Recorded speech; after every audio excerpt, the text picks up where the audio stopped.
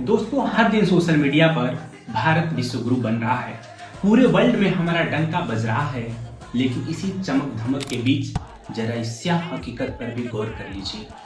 संसद के गलियारों से बस कुछ ही दूरी पर सोनम वांगचुक के साथ पीएचडी स्कॉलर्स युवा तकरीबन पिछले 14 दिनों से भूख हड़ताल पर बैठे हैं। और वे बस इतना ही चाहते हैं कि भारत की शिक्षा व्यवस्था में सुधार हो। एजुकेशन मिनिस्टर काम नहीं हो पा रहा है तो वो अपने पद को छोड़ दें।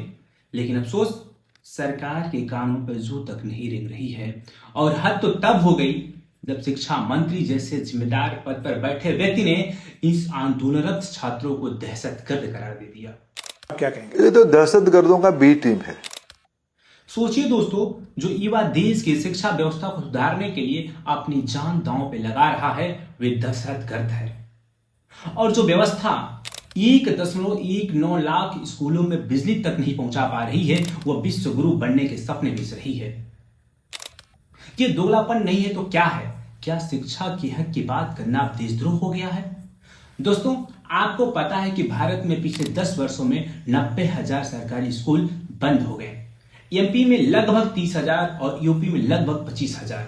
और सरकार कह रही है पढ़ेगा तभी तो बढ़ेगा इंडिया। लेकिन हुजूर, पहले ये तो बता दीजिए कि स्कूल ही बंद कर दोगे तो बच्चा पढ़ेगा कहाँ? नीति आयोग की रिपोर्ट कह रही है कि देश में 98,592 स्कूलों में फंक्शनल गर्ल्स टॉयलेट नहीं है। 1,19,000 स्कूलों में फंक्शनल इलेक्ट्रिसिटी नहीं है। 1,04,125 स्कूलों में सिर्फ एक ही टीचर है जो पढ़ा रहा है।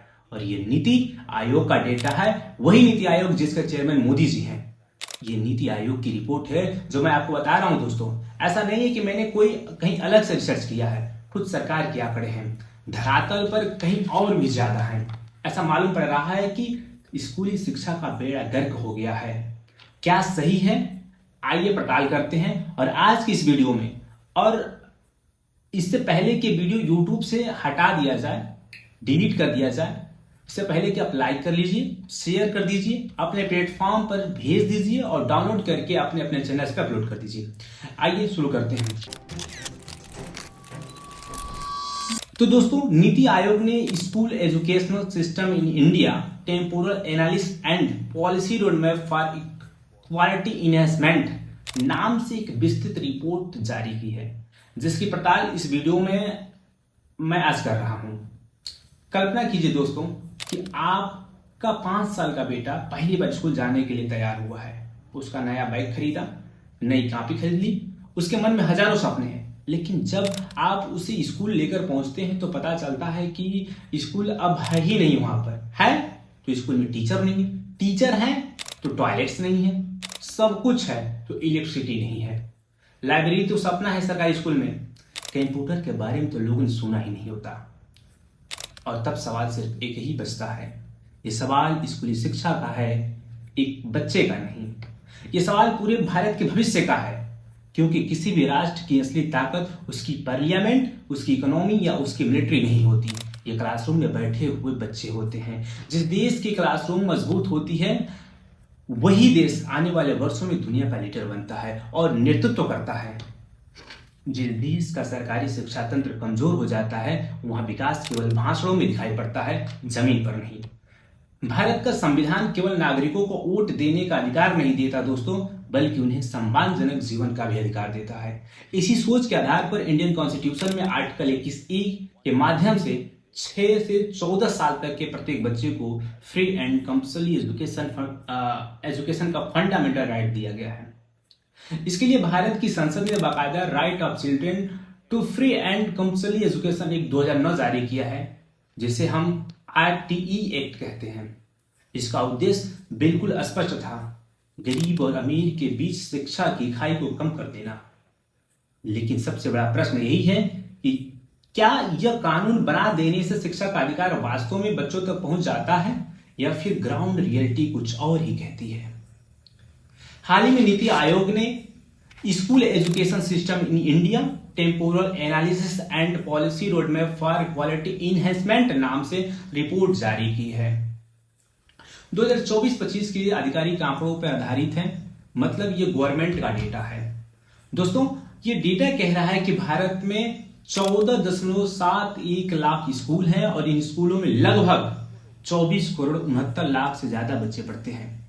भारत में 1 करोड़ 1 लाख शिक्षक काम कर रहे हैं, लेकिन 1 लाख से ज्यादा स्कूल आज भी सिंगल टीचर हैं। मतलब एक टीचर पूरे स्कूल को संभाल रहा है। देश के 98,592 स्कूलों में फंक्शनल गर्ल्स टॉयलेट नहीं है।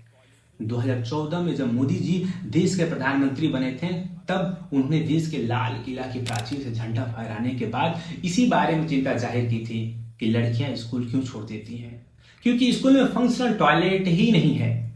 और आज हम 2026 में बैठे हैं, वहीं जहां नीति आयोग यह कह रहा है कि लगभग 98,592 स्कूलों में टॉयलेट नहीं है, 61,540 स्कूल है दोस्तों जहां उपयोग योग्य टॉयलेट ही नहीं है।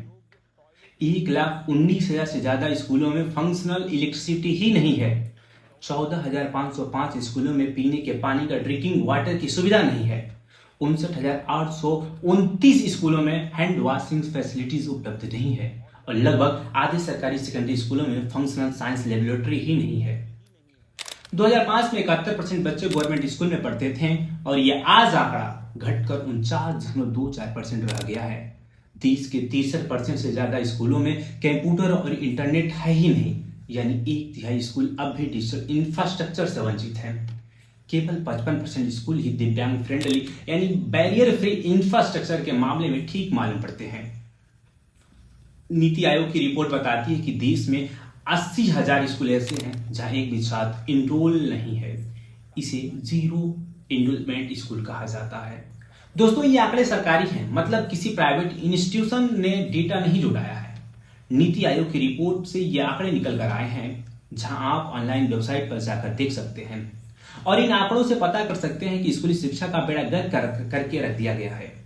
बहुत सारी योजनाएं सरकार चला रही है, बहुत सारी स्कीम सरकार लेकर आई है, लेकिन स्कूली शिक्षा का बजट कितना है? क्यों स्कूलों का यह खस्ता हाल हो रखा है और क्यों हमें अपनी स्कूली शिक्षा पर बिल्कुल भी ध्यान नहीं दे रहे हैं? इस प्रश्न का जवाब कौन देगा? और जवाब कौन देगा से पहले एक प्रश्न यह है कि प्रश्न पूछेगा कौन? हम प्रश्न उठा रहे हैं, आपको करना क्या है? समर्थन में खड़े हो जाइए, कमेंट बॉक्स में जुड़िए, शेयर कीजिए और टैग कीजिए हर उस एक व्यक्ति को जो सरकार का है, जो सरकार से संबंधित अधिकारी है, आपके राज्य के एजुकेशन मिनिस्टर हैं या आपके एरिया के सरकारी अधिकारी हैं, जिनका संबंध आपके जिले या आपके तहसील के एजुकेशन से है। मोस्ट इंपोर्टेंटली यह है कि जुड़े रहना है आपको अपने इस प्लेटफॉर्म से। और हाँ, अपना खूब ख्याल रखना है, क्योंकि आपका होना सबसे ज्यादा जरूरी है। नमस्कार, जय हिंद।